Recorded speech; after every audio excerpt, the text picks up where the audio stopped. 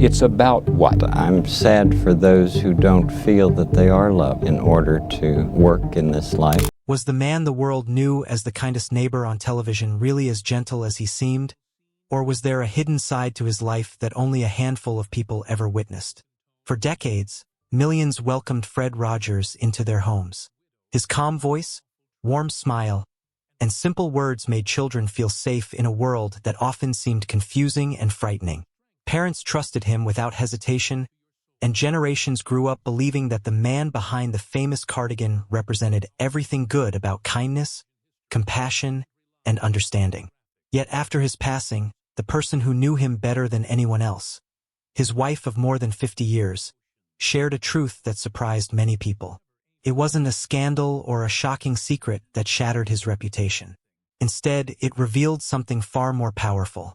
It showed that the greatest strength Fred Rogers possessed wasn't that he was naturally perfect, but that every single day he consciously chose to become the person the world admired. Long before the television cameras ever started rolling, Fred Rogers wasn't dreaming about becoming a celebrity. Fame never interested him. He wasn't chasing awards, wealth, or recognition. His greatest ambition was far simpler and infinitely more difficult. He wanted children to know they mattered. He believed every child deserved to feel heard, respected, and loved exactly as they were. While most television producers believed entertainment had to be loud, colorful, and fast-paced to keep children's attention, Fred believed the opposite. He believed children were intelligent enough to appreciate silence, honesty, and genuine conversation. That belief would eventually change children's television forever. When Mr. Rogers' Neighborhood first appeared on public television in 1968, many people didn't understand what they were watching. There were no frantic cartoons racing across the screen. There were no explosions of color or endless jokes. Instead, viewers watched a soft-spoken man walk through his front door, remove his jacket, carefully hang it in the closet, slip into one of his famous knitted cardigans, change into comfortable sneakers, and quietly sing, "Won't you be my neighbor?" It was a routine so simple that television executives feared children would lose interest within minutes. Instead, something extraordinary happened. Children leaned closer to the screen. They listened. They trusted him. Fred wasn't speaking to millions of children at once. He spoke as though there was only one child watching. Every sentence felt personal. Every pause carried meaning. He never rushed through his words because he believed children deserved patience just as much as adults did. In a world where many adults dismissed children's fears as insignificant, Fred did the exact opposite. He treated every emotion as important. Whether a child felt angry, lonely, frightened, jealous, or confused, he assured them those feelings were normal. Instead of telling children what to think, he helped them understand what they were feeling. That approach became revolutionary. Week after week, Mr. Rogers' Neighborhood explored subjects that many adults were afraid to discuss with children. Divorce, death, disability, racism, fear, bullying, and grief all found a place inside his peaceful neighborhood. He never relied on fear or drama to make his point. Instead, he believed difficult conversations could be approached with honesty, empathy, and hope. Children didn't leave his program frightened. They left feeling stronger because someone had finally acknowledged emotions they couldn't yet put into words. The magical neighborhood of make-believe expanded that mission even further. Characters like Daniel Tiger, King Friday 13, Lady Elaine Fairchild, and X the Owl weren't simply puppets entertaining children. Each represented different emotions, personalities, and struggles that young viewers experienced in their own lives. Fred personally voiced many of those beloved characters, quietly revealing pieces of himself through every conversation. Behind every puppet story was a lesson about courage, friendship, forgiveness, or self-worth. For more than 30 years, nearly 900 episodes carried that message into homes across America and eventually around the world. Remarkably, Fred rarely changed his formula because he believed children needed consistency more than constant excitement. Every episode began with familiar routines. Every episode ended with reassurance. In an industry constantly searching for bigger spectacles, Fred remained convinced that the smallest gestures often carried the greatest emotional weight. Many children who grew up in difficult households later admitted that those 30 minutes became the safest part of their day. Some faced neglect. Others experienced constant conflict at home. Many simply felt invisible. Yet whenever Fred looked directly into the camera, they believed someone genuinely cared about them. That connection couldn't be measured by ratings or awards.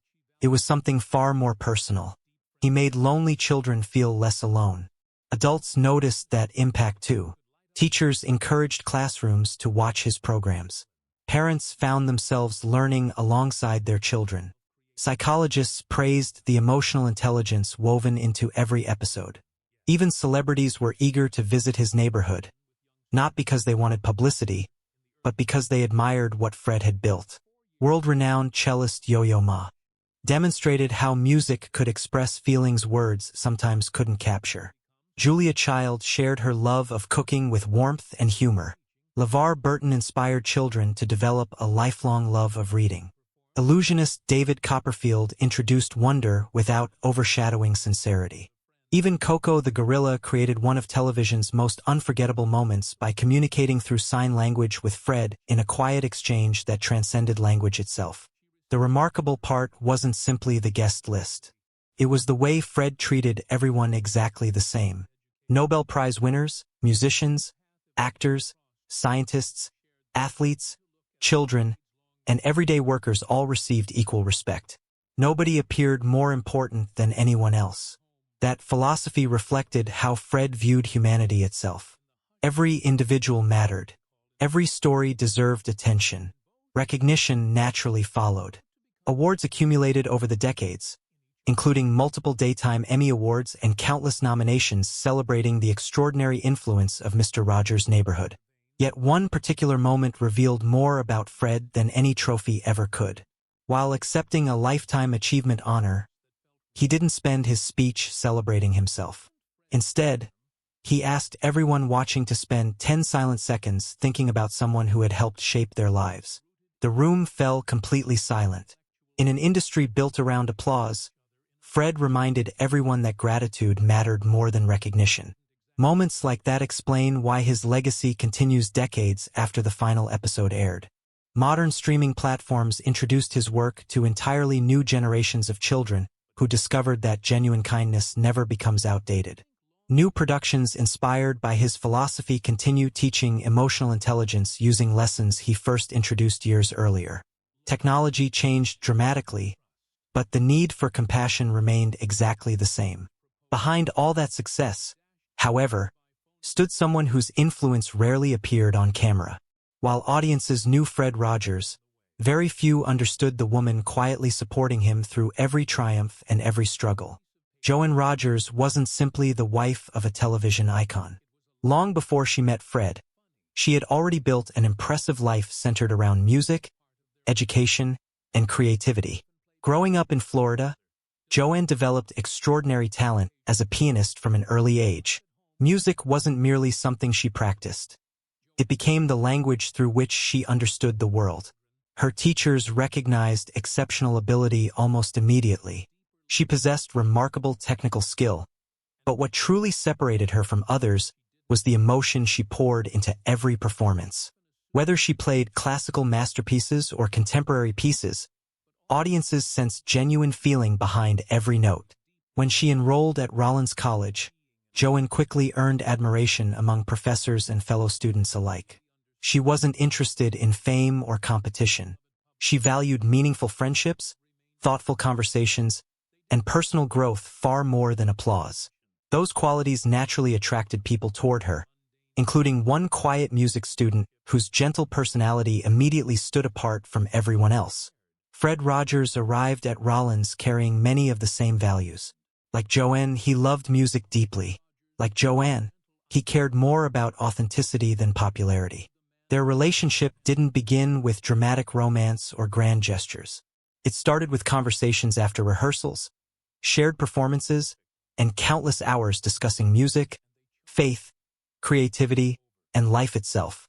Joanne later admitted that what impressed her most wasn't Fred's talent. It was the way he listened.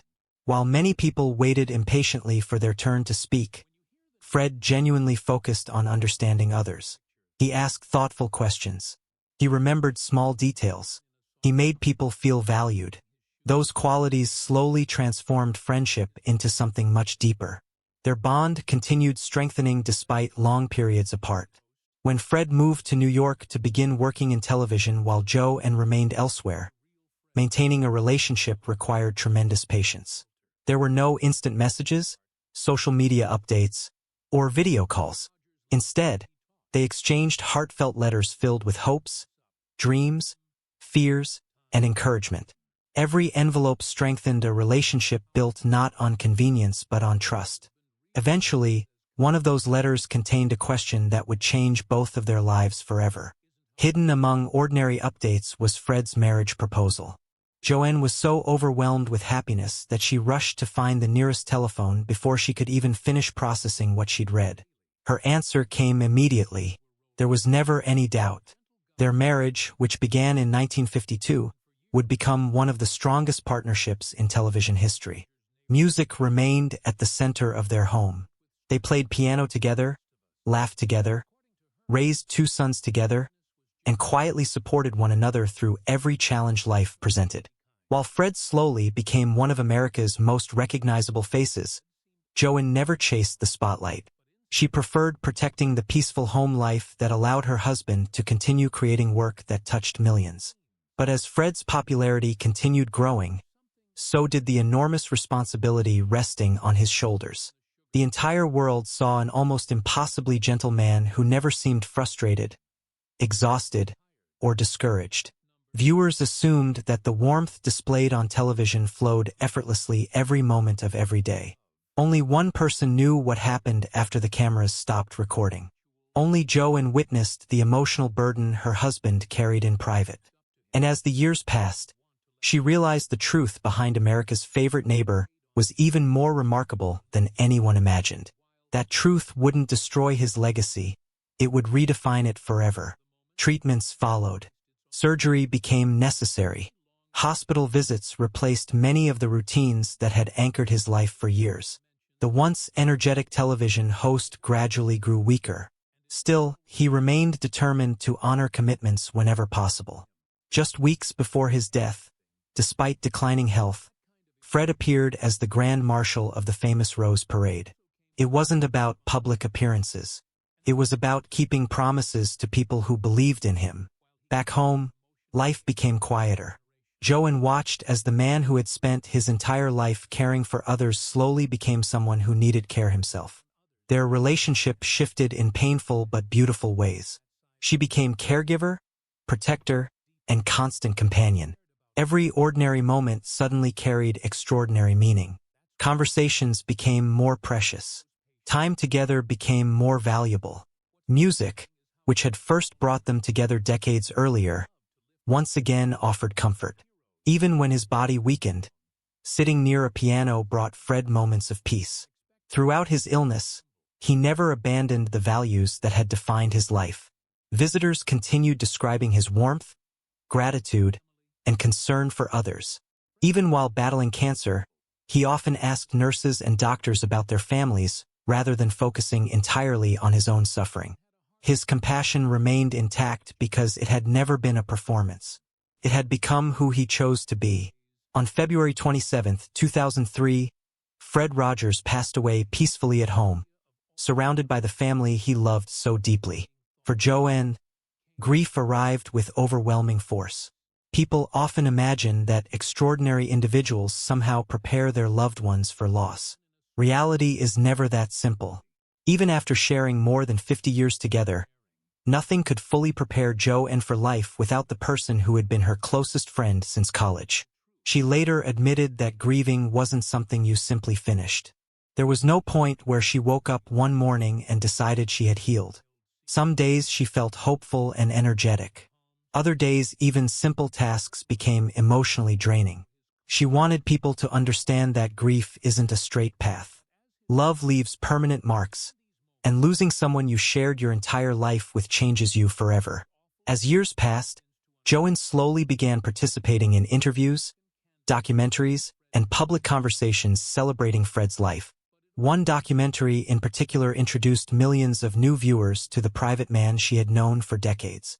Through those interviews, audiences finally discovered stories that had never appeared on television. They learned about Fred's quiet humor, his disciplined habits, his sensitivity, and his willingness to acknowledge personal struggles. She wasn't trying to protect a myth anymore. She was protecting the truth. That truth inspired people even more than the legend ever had. Joanne also dedicated herself to preserving Fred's life's work. Rather than allowing his message to fade with time, she became one of its strongest advocates. Through Fred Rogers Productions, interviews, educational initiatives, and public appearances, she continued reminding parents, teachers, and children that emotional health mattered just as much as academic success. She even made a touching cameo appearance in the 2019 film A Beautiful Day in the Neighborhood, offering audiences a quiet reminder that the remarkable love story behind Fred Rogers was real. It wasn't Hollywood fiction. It had been built over decades through patience, sacrifice, humor, forgiveness, and unwavering commitment. At the same time, Joanne never abandoned her own identity. Long before becoming known as Fred Rogers' wife, she had been an accomplished concert pianist and educator. Music remained central to her life until the very end. Those who knew her personally often described her as warm, witty, intelligent, and refreshingly honest. Together, she and Fred formed a partnership built not on fame, but on shared values. One symbol continued representing everything Fred believed long after he was gone. The numbers 143. To most people, they appeared meaningless. To Fred, they quietly expressed the most important message anyone could ever give another person: I love you. That simple code eventually became so closely associated with his legacy that Pennsylvania officially designated May 23rd, the 143rd day of the year, as 143 Day, encouraging acts of kindness, generosity, and compassion throughout the state. It was a fitting tribute because Fred had never believed love required grand speeches or dramatic gestures. He believed love appeared in ordinary moments. It was listening without interrupting. It was treating strangers with dignity. It was encouraging frightened children. It was choosing patience when anger seemed easier. It was showing up every day with kindness, even when life became difficult. In January 2021, Joanne Rogers passed away peacefully at the age of 92, leaving behind not only 2 sons but also a legacy inseparable from her husband's. Yet her greatest gift to the world may have been the honesty she shared during her final years. She reminded millions that true goodness isn't the absence of struggle. It's the decision to rise above it. The real awful truth wasn't that Fred Rogers had hidden flaws. It was that the world had misunderstood what made him extraordinary. People assumed kindness came naturally to him, when in reality it demanded constant effort, remarkable discipline, and incredible emotional courage. He wasn't great because he never experienced frustration or fear. He was great because he refused to let those feelings define how he treated others. Perhaps that's why his message continues to resonate decades later. In an age filled with noise, outrage, and division, Fred Rogers' life offers a timeless reminder that kindness isn't weakness.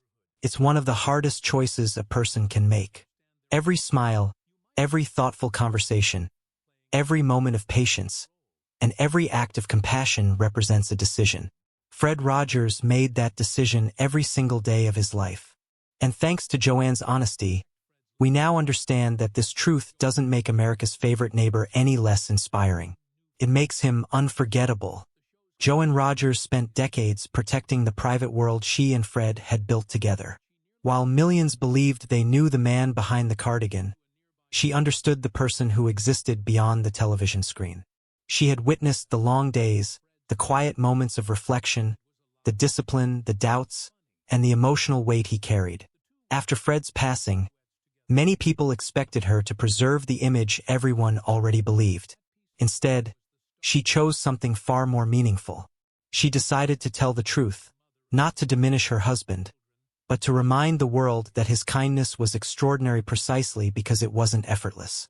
When people heard headlines claiming that Joanne had revealed an awful truth about Fred Rogers, many expected a scandal.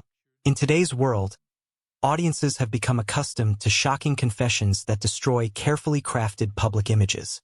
But Joanne's revelation wasn't about hidden crimes, secret affairs, or double lives. It was something much more human. She explained that Fred wasn't a saint. He wasn't perfect. He wasn't born with endless patience that simply flowed naturally every day. Like everyone else, he became tired. He experienced frustration. He wrestled with self-doubt. The difference was that he made a conscious decision every single day to respond with kindness instead of anger. That simple admission changed everything. For decades, people had placed Fred on an impossible pedestal. They imagined he never lost patience, never struggled emotionally, and never questioned himself. Joanne gently dismantled that fantasy. She explained that kindness wasn't something Fred possessed automatically. It was something he practiced intentionally. He worked at it. He disciplined himself to become the person he believed children deserved to see. Rather than making him less inspiring, that truth made him infinitely more remarkable. Fred understood something many people never realize. Character isn't defined by emotions that appear naturally. It's defined by the choices people make despite those emotions. He knew irritation would come. Stress would arrive. Sadness and disappointment were unavoidable parts of life. What mattered was deciding how to respond when those moments appeared. His daily routines reflected that philosophy. Every morning followed a carefully structured schedule. Exercise, swimming, quiet reflection, healthy eating, and prayer all formed part of a disciplined life designed to help him remain emotionally grounded. Even his famous weight of 143 pounds carried personal significance. To Fred, those 3 numbers translated into a message that guided his life. 1 letter in I, for letters in love, and 3 letters in you. Every time he stepped onto a scale and saw 143, it reminded him of the values he wanted to live by. That kind of intentional living required enormous emotional energy. Millions of children looked up to him as a source of comfort. Parents trusted him completely. Teachers recommended his programs. Psychologists admired his approach. With every episode, expectations grew even higher. Fred understood that responsibility more deeply than anyone realized.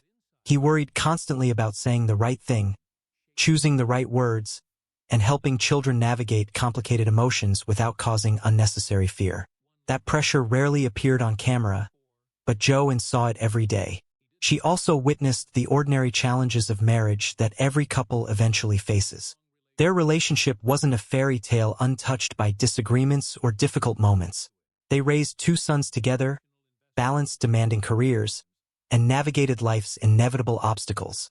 Joanne often joked that when discipline was required at home, she usually became the strict parent while Fred struggled with playing that role.